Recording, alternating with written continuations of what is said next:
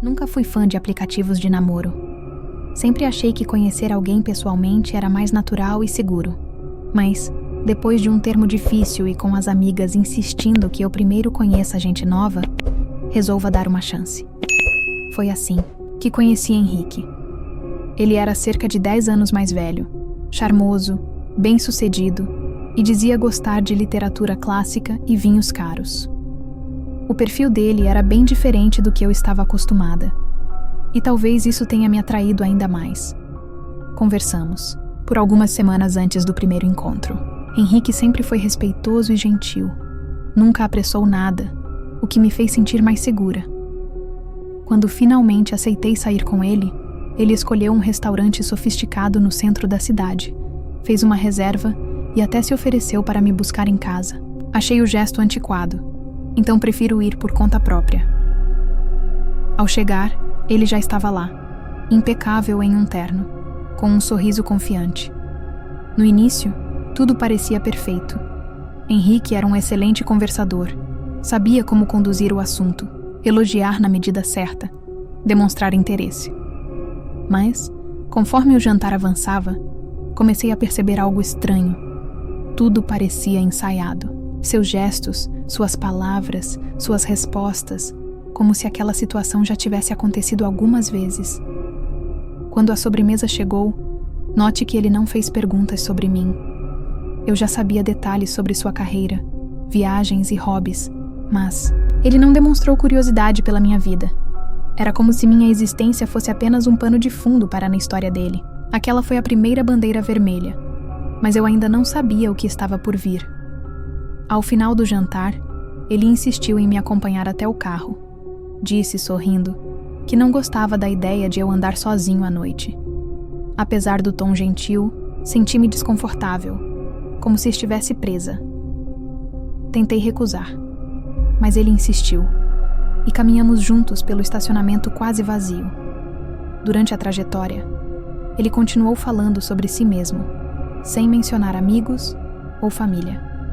Ao chegarmos ao meu carro, antes que eu pudesse agradecer e entrar, ele segurou meu braço com delicadeza e tentou me beijar. Afastei-me instintivamente e vi seu sorriso desaparecer por um instante antes de voltar, solicitado. "Você está nervoso?", disse ele, como se explicasse meus sentimentos. Me despedi rapidamente e entrei no carro. Henrique ficou parado, eu observando enquanto eu saía. Nos dias seguintes, ele continuou mandando mensagens, mas o tom mudou. Começou a me chamar de minha querida, minha princesa, como se já fôssemos íntimos, e insistia em marcar outro encontro, mesmo quando eu estava preocupada. Em uma das mensagens escreveu: "Quero te levar a um lugar especial." Perguntei onde, mas ele se insistiu dizendo apenas: "Surpresa, confia em mim." Uma parte de mim queria recusar, mas outra hesitou, talvez achando que eu estava exagerando. Acabei aceitando. No dia do encontro, ele insistiu em me procurar. Dessa vez, cedi. Assim que entrei no carro, senti o cheiro forte de perfume e notei o ambiente impecavelmente limpo, como se tudo tivesse sido preparado para causar uma boa impressão. O pior, porém, foi perceber que ele não me disse para onde estávamos indo. "Você vai gostar", foi tudo que respondeu. A cidade estava ficando para trás, os prédios sumindo, a iluminação caindo. Meu coração acelerou. Perguntei onde estávamos indo, tentando manter a calma. Ele foi virando de lado. "Você confia em mim, não confia?" Queria dizer que não, mas fiquei em silêncio, olhando pela janela e tentando memorizar o caminho, até perceber que não havia sinal de celular. Respirei fundo, tentando não entrar em pânico. "Henrique, acho que prefiro ir para outro lugar", falei. Ele não respondeu imediatamente, apenas riu baixo. "Você é engraçada. Está com medo de mim?" Forcei um sorriso, disse que não estava no clima para surpresas, mas ele insistiu. "Já estamos quase chegando." Algo dentro de mim disse para correr. Sem pensar, abri a porta do carro em movimento e pulei. O impacto me fez rolar pela terra, arranhando braços e pernas, mas não parei. Ouvi o carro freando atrás de mim e a voz dele chamando o meu nome. mas não olhei para trás. Corri na direção oposta, me escondi atrás de uma árvore grossa e tentei controlar a respiração. O silêncio foi cortado apenas pelo som dos grilos e dos passos dele se aproximando, a lanterna do celular iluminando o escuro. Você me assustou, sabia? Só queria uma noite especial, disse ele, a voz agora baixa, quase doce. Fiquei imóvel, com a respiração ofegante, até que outros faróis apareceram ao longe. Um carro se aproxima. Aproveitei a distração e corri para a estrada, acelerando, desesperadamente. O carro parou. Um homem saiu assustado, questionando o que havia acontecido. Antes que eu pudesse responder, Henrique correu de volta para o carro dele e sumiu na noite. Caí de joelhos, ofegante, enquanto o motorista chamava a polícia. Henrique desapareceu naquela noite. Seu carro não foi encontrado em nenhum posto de gasolina, nenhuma câmera registrada em sua rota. Era como se ele nunca tivesse existido, mas isso não resume a verdade. 2 dias depois, recebi uma mensagem de um número desconhecido. Você reagiu de um jeito exagerado, só queria te surpreender. Apaguei sem responder, mas veio outras mensagens, sempre com um tom passivo-agressivo, como se ele ainda estivesse me observando. Fui à delegacia e fiz um boletim de ocorrência. Depois disso, as mensagens cessaram. Nunca mais tive notícias dele, mas soube que outras mulheres passaram por situações semelhantes. O perfil de Henrique no aplicativo foi excluído, mas sei que ele ainda está por aí, talvez com um novo nome, uma nova foto, um novo alvo. Alguém que talvez não perceba os sinais a tempo. Eu nunca imaginei que uma simples curiosidade pudesse me colocar em tanto perigo. Para mim, aplicativos de namoro eram apenas um passatempo, nada sério. Foi assim que conheci Alexandre. Ele parecia diferente dos outros, reservado, inteligente, com um humor seco e um gosto peculiar por filmes clássicos de terror. O que mais me chamou a atenção foi quando ele disse, casualmente, que era técnico em necrotério. Aquilo me pegou de surpresa, mas ele falou com tanta naturalidade que acabei achando interessante. Alguém precisa fazer esse tipo de trabalho, certo? Depois de algumas conversas, aceitei sair com ele. Nos encontramos em um bar discreto, e no começo, tudo parecia normal. Alexandre era educado, tinha boas histórias e falava sobre o trabalho de um jeito quase fascinante, mas conforme a noite avançava, algo começou a me incomodar. Ele falou sobre a morte como se fosse algo banal, sem nenhum peso ou respeito. Faz comentários estranhos como: você sabia que algumas pessoas preferem ser enterradas vivas a serem cremadas? Ou é engraçado como depois que morrem todos parecem iguais. Eu tentei rir e mudar de assunto, mas ele sempre voltou para o mesmo tema. Até que veio o convite inesperado. Quer conhecer o necrotério? Meu estômago gelou, mas por algum motivo aceitei. E essa foi a pior decisão da minha vida. Necrotério foi enterrado no subsolo de um hospital antigo, afastado do centro. Entramos pelos fundos, e Alexandre usou um crachá para destravar a porta. O corredor era estreito, mal iluminado e tinha um cheiro forte de desinfetante. Ele me mostrou onde os corpos chegavam, apontando para uma maca vazia e seguindo para outra sala ainda mais fria. Lá estavam as gavetas de aço, algumas trancadas, outras entreabertas. Você já viu um cadáver de perto? Ele perguntou, observando minha ocorrência. Antes que eu pudesse responder, Alexandre removeu uma gaveta e revelou um corpo coberto por um lençol. Meu estômago revirou, mas ele sorriu, como se fosse a coisa mais normal do mundo. Então, tirou o lençol. O corpo era de um idoso, pálido e sereno. Eu queria sair dali, mas minhas pernas não deixam-me estavam presas ao chão. Alexandre continuou. Quer ver algo mais interessante? Ele abriu um armário e tirou um frasco com um líquido vermelho. Isso é sangue preservado, disse, enquanto eu tentava manter a compostura.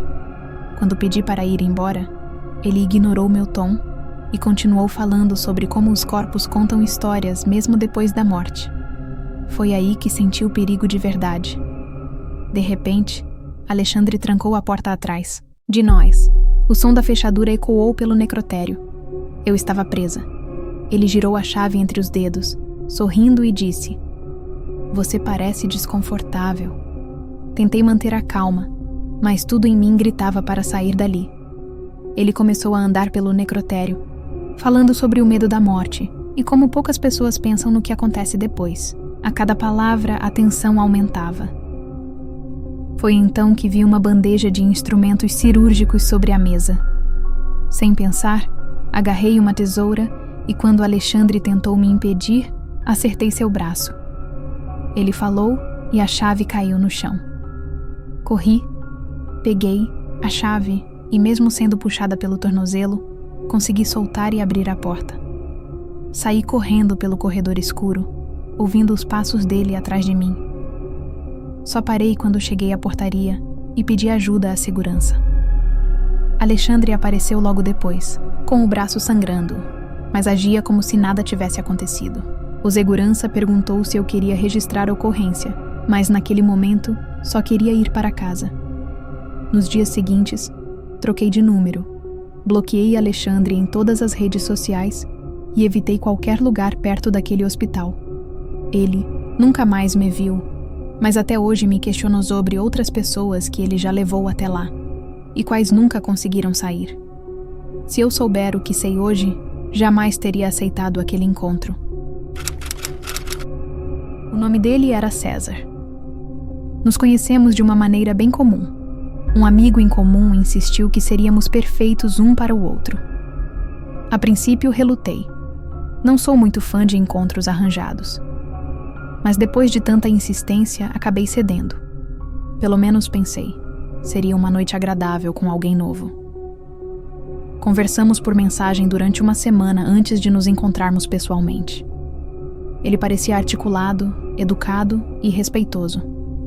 Falava muito sobre valores familiares e dizia que admirava mulheres inteligentes e determinadas. Achei interessante, embora no fundo sentisse um certo tradicionalismo em suas falas. Mas não me parece algo alarmante.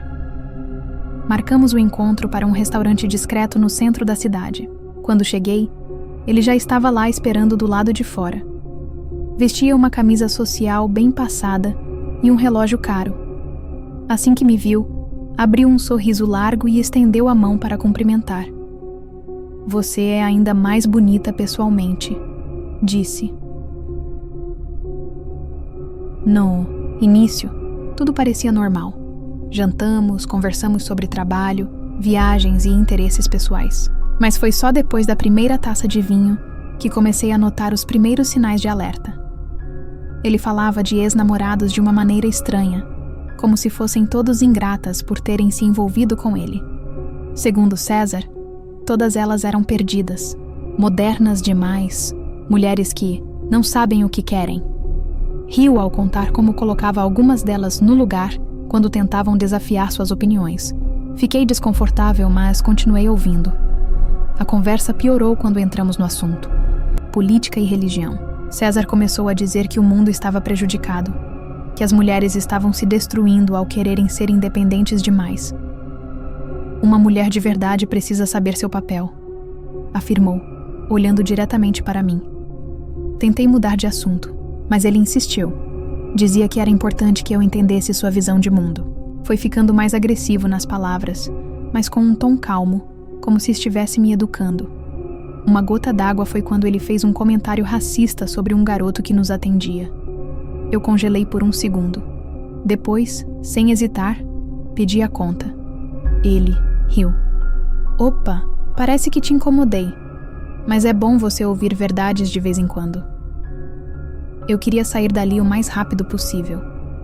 Ele insistiu em me levar para casa, mas recusei com firmeza. "Foi um prazer te conhecer." Menti, tentando manter a cordialidade. Ele me olhou fixamente por alguns segundos, como se estivesse me analisando, e então falou: "Até breve", disse, antes de virar as costas e sair calmamente. Naquele momento achei que nunca mais veria César.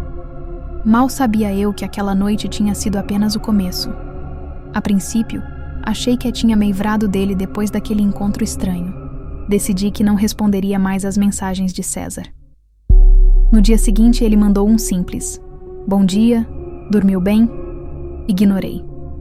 Algumas horas depois, outra mensagem: "Sumiu? Espero que não tenha ficado chateada com o nosso papo. Sou apenas um homem sincero." Novamente ignorei. Só que ele não parou. Durante os dias seguintes, César continuou enviando mensagens. Primeiro tentei manter uma conversa normal, depois perguntei por que eu não estava respondendo. Em seguida começou a cobrar: "Você realmente vai me ignorar?" Isso é muito infantil. Foi aí que bloqueei o número dele, mas César não desistiu. Naquela mesma noite, recebi um pedido de mensagem no Instagram. Era ele. "Parece que me bloqueou no WhatsApp. Precisamos conversar." Recusei a solicitação e coloquei o perfil dele no modo restrito. No dia seguinte, vi um carro parado em frente ao meu prédio. Era um sedã preto comum, mas o que me fez gelar foi a silhueta de um homem no banco do motorista. Fiquei paralisada por alguns segundos antes de tomar coragem e continuar andando. Ao passar perto, sinto um olhar fixo em mim. Não preciso olhar para saber quem era. Entrei no bairro apressada e subi para o meu apartamento. Meu coração estava disparado. Durante os dias seguintes, comecei a perceber pequenos sinais de que estava sendo observado. Meu celular tocava, e ao atender, a ligação caía. Às vezes, ao sair do trabalho, sinto que alguém me segue a uma certa distância. Nunca cheguei a ver quem era, mas a sensação era sufocante.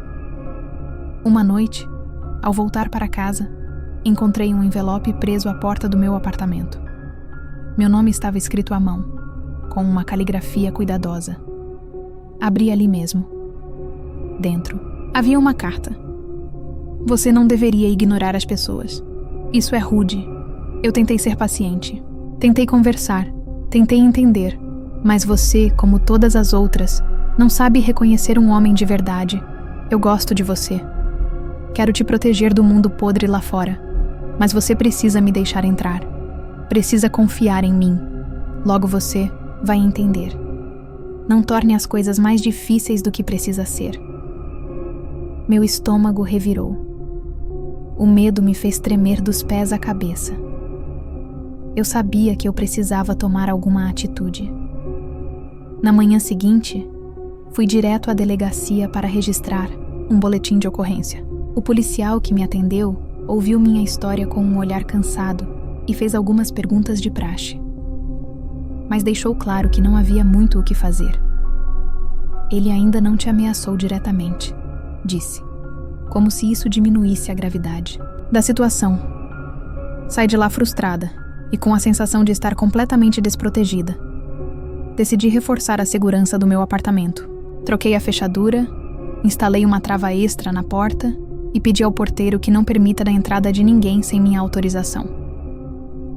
Durante os dias seguintes, tentei seguir minha rotina normalmente, mas a cada ruído estranho, a cada sombra que passava pela minha janela, eu me perguntava se César ainda estava por perto. E estava. Uma madrugada, acordei com o barulho do interfone tocando insistentemente. Meu coração quase saiu pela boca. Andei até a sala com as mãos tremendo e atendi. "Quem é?" Minha voz saiu mais fraca do que eu gostaria. Segundos de silêncio. Então, uma voz baixa, de frieza absurda: "Abre a porta." Meu corpo inteiro congelou. Era ele. Não respondi. Apenas desliguei o interfone e me afastei, tentando controlar a respiração. Corri até a janela e tirei a cortina de leve. Lá embaixo, bem na entrada do prédio, César estava parado, olhando diretamente para cima, como se você soubesse exatamente qual era meu apartamento. A polícia não tinha feito nada antes, mas agora ele estava aqui. Eu tinha provas. Peguei o celular e disquei 190 com as mãos suando. "Polícia, qual a emergência?" Minha voz saiu entrecortada. "Tem um homem no meu prédio. Ele está me perseguindo. Tentou invadir." Antes que eu pudesse terminar, batidas na porta do meu apartamento ouvi. Não era um toque normal. Era um toque ritmado, como se ele soubesse que eu estava ouvindo. Tremendo de medo, Ele não precisava dizer nada. Aquelas batidas já eram um aviso. Meu coração batia tão forte que eu podia ouvi-lo nos ouvidos. As batidas na porta continuada, lentas, ritmadas. Eu sabia que era ele. César estava do outro lado. Um policial do outro lado da linha continuou, falando, mas minha mente ficou em pânico. Só consegui sussurrar. Ele está na minha porta. Senhora, mantenha a calma. A viatura já está a caminho. Isso não me acalmou. Ele estava ali, tão perto, que bastaria um movimento errado para que conseguisse entrar. Minha porta era reforçada, mas a tranca... Eu não tinha certeza se era o suficiente para segurá-lo se ele decidisse arrombar. Apoiei a mão na maçaneta para ver se estava trancada. No instante em que toquei o metal frio, as batidas pararam. Silêncio. Prendi a respiração e encostei o ouvido na porta. Nada. Nem um pouco. Lentamente, me afastei, sentindo o pânico crescer no peito. Talvez ele tivesse ido embora. Talvez estivesse escondido no corredor. Peguei uma faca na cozinha. Eu não sabia o que faria com aquilo, mas garanti-la me daria alguma sensação de controle. Segundos depois, ouvi o som do elevador se abrindo no andar. Em seguida, passos rápidos descem as escadas. Fui até a janela da sala e, com cuidado, puxei um pedacinho da cortina para espiar. Lá fora, vi César saindo do prédio, andando apressado, olhando para os lados como um predador que quase foi pego. Então vi as luzes de uma viatura piscando no fim da rua. Ele também viu. Acelerou os passos e desapareceu dobrando a esquina antes que a polícia chegasse. Quando os policiais bateram na minha porta minutos depois, eu estava sentado no chão, tremendo. "Você está bem?" perguntou um deles. Ele estava aqui. Minha voz mal saiu. Eles fizeram perguntas, anotaram algumas coisas e disseram que iriam patrulhar a área.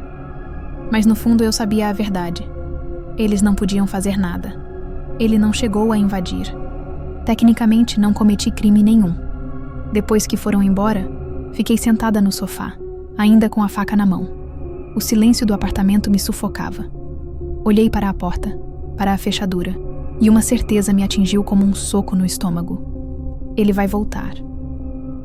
César não era o tipo de homem que aceitava um não. Naquela noite, eu não dormi. Na manhã seguinte, eu queria tomar uma decisão. Passei horas ligando para amigos, procurando opções, tentando encontrar uma saída. Eu mudar minha rotina, pedir mais proteção. Mas nada parecia suficiente. Eu não queria viver fugindo. A polícia continuou patrulhando a rua durante alguns dias, mas eu sabia que cedo ou tarde eles iriam parar. César só precisa esperar. E ele esperou. 2 semanas se passaram sem nenhum sinal dele. 2 semanas de tensão, de sentir meu coração disparar a cada vez que o interfone tocava ou que um carro parava na frente do prédio. Então, uma noite, recebi um e-mail. Era um texto curto, simples, como se nada tivesse acontecido. Você não deveria me evitar. Sei que no fundo, você entende o que sinto. A vida sem controle é uma bagunça, e você precisa de alguém que cuide de você. Não me force a ir até aí novamente. Não foi assinado, mas eu sabia que era ele. Não hesitei. Fiz o que deveria ter feito desde o começo. Fui até a delegacia, mostrei as mensagens, o boletim de ocorrência anterior e o histórico de perseguição. Dessa vez, eu não aceito desculpas. Exigi uma medida protetora. Não foi rápido, não foi fácil, mas consegui. E quando finalmente César recebeu uma intimação para manter distância, ele desapareceu da minha vida. Nunca mais o vi. Nunca mais recebi mensagens. Sei que posso ter dado sorte. Sei que existem histórias que terminam de forma muito pior. E sei que existem muitos César por aí. Mas esse, pelo menos esse, nunca mais chegou perto de mim.